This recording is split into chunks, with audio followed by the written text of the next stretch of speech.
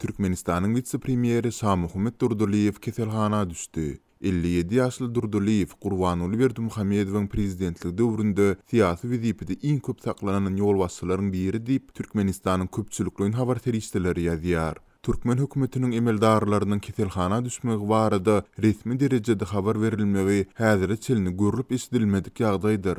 Türkmenistanyň döwlet telewizionynyň maglumatyna görä 57 ýaşly vitse-premier Samuhamet Durduliyev ýürek keseli sebäpli keselhana ýerleşdirilipdir. Şunun bilen baglanyşykly Türkmenistanyň prezidenti Gurbanuly Berdimuhammedow Durduliyewiň wezipesini wagtlaýynça ýerine ýetirmegi ministrler kabinetiniň başlygynyň beýleki bir orunbasary Bayramgeldi Üwezowa tapşyrýandygy baradaky fermana gol çekdi. Türkmenistanyň prezidentiniň karary bilen ministrler kabinetiniň başlygynyň orunbasary Samuhamet Durduliyewiň ýürek keseli bilen magly hassahana ýerleşeni sebäpli onuň wezipe borçlaryny wagtlaýyn ýerine ýetirmek ministrler kabinetiniň başlygynyň orunbasary Bayramgeldi Üwezowyň üstüne ýüklenildi.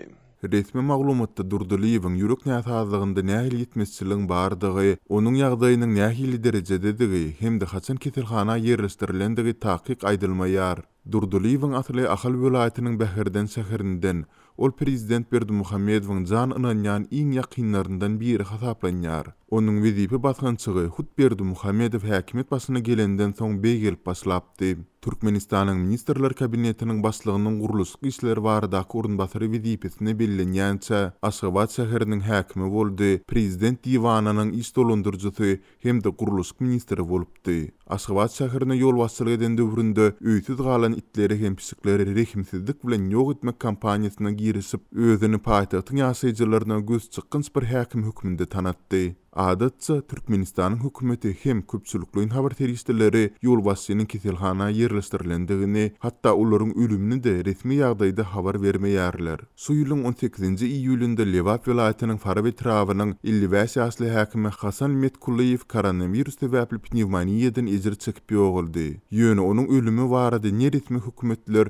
ne de köpçülikliň habar terişdeleri hiç bir maglumat bermedi. Metkullayewiň ölümünden bir aýdan gowrak wagt geçenden soň onuň ornuny Astanogly Seyidow bellendi. Ýöne etrawyň täze ýolbaşçysynyň bellenmegi barada habarda hem öňkü häkime näme bolandygy aýdylmady. Şuýlyň tomsunda Türkmen News nesiri Türkmenistanyň ýokary syýasat gatlygyndan beýleki bir täsirli adam Ýagşygeldi Kakayewiň COVID-19 sebäpli ýogulandygyny habar beripdi.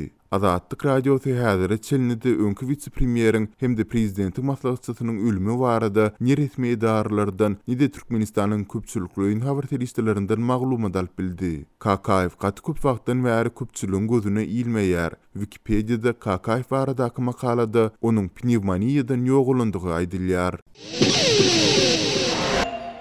23-24 noýabr günleri Maraş şäheriniň ençeme döwlet dukanyna çörek satylmady. Şäheriň 14 belgili döwlet dukanyna çörek propiska görä satyldy. Dowam edýän azyk krizisiniň fonuny Aşgabatyň bir döwlet dukanyna ösümlik ýagynyň ýanyna tuğ goşulyp satyldy. Bular barada Azatlyk radiosynyň habarçylary habar berýärler. Marly habarçynyň sözlerine görä ençeme adam duşenbe we sişenbe günleri şäheriň döwlet dukanlaryna aýlanyp çörek gözledi. Ýöne olaryň gözlegi netije bermedi.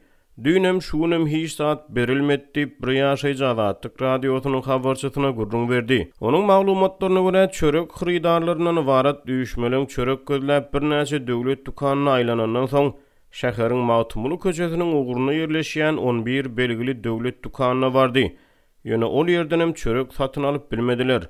Soňra olar Atabaýew köçesiniň uguryna ýerleşýän 14 belgili döwlet dukanyna bardylar. 14-nji dukanyna her maşgala birden çörek satýarlar, emma propiska seredip berýärler diýip bir ýaşaýjy Azatlygyň habarçysyna gurrun berdi. Onuň maglumatlaryna görä çöregiň nowatyna 3 polisiýa işgäri gödäwçilik etdi. Kim şu dukana değişildäl bolsa biderek nowata durmasyn çörek berilmez diýip polisiýa işgäri çörek nowatyna ýygnananlary ýüzlendi. Yerli ýaşaýjylaryň tasdiklamagyna görä nowata adamlar çöregiň propiska görä satylmagyna nägililik bildirdi. Türkmenistan raýatlar uňýada beýlik paýoklaryny almak üçin propiska esasyna döwlet dukanlaryna ýazylýarlar. Hemde diňe ýazgyda duran döwlet dukanlaryndan paýoklaryny alyp bilýärler. Döwlet dukanlaryna satyjylar şol dukana değişli köp ýaşaýjyny ýüzlerinden tanaýar. Ýa adamlar ýanlary bilen pasport getirmeli ýa-da öý müdürliginden spravka görkezmeli.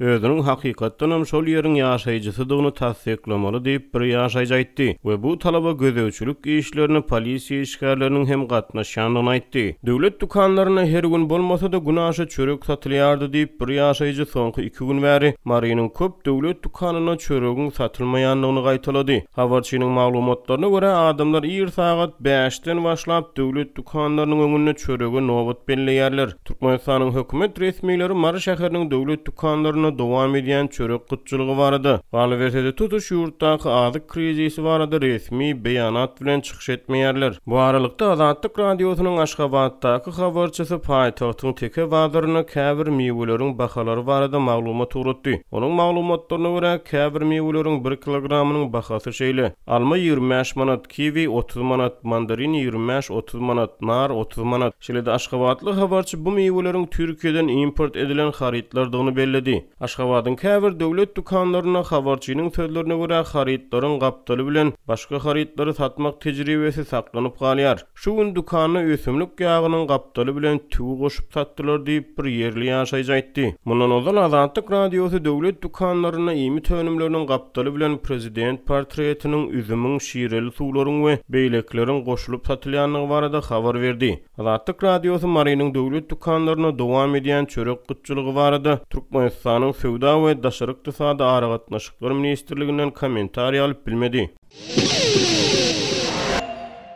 Türkmenistanyň Lebap vilayetinde büdjet işgärlerinden ýene bir çäre üçin näresmi derejede pul ýygnalýar. Bu gedek olardan ýygnalýan pullara bir taraplyk bayramna we koronawirusyň öňüni almak çärelerine değişli köçelerde asıljak plakatlar satyn alynýar. Bu barada Azatlyk radiosynyň habarçysy 23 noýabrda Lebapdan habar berdi. Büdjet işgärleriniň ençemesiniň habarçymyda aýtmagyna görä, pul ýygnamak boýunça nowatdaky bu çäre geçen hepdäniň ahyrynda Farap we Darganata etraplarynda möwjaldy.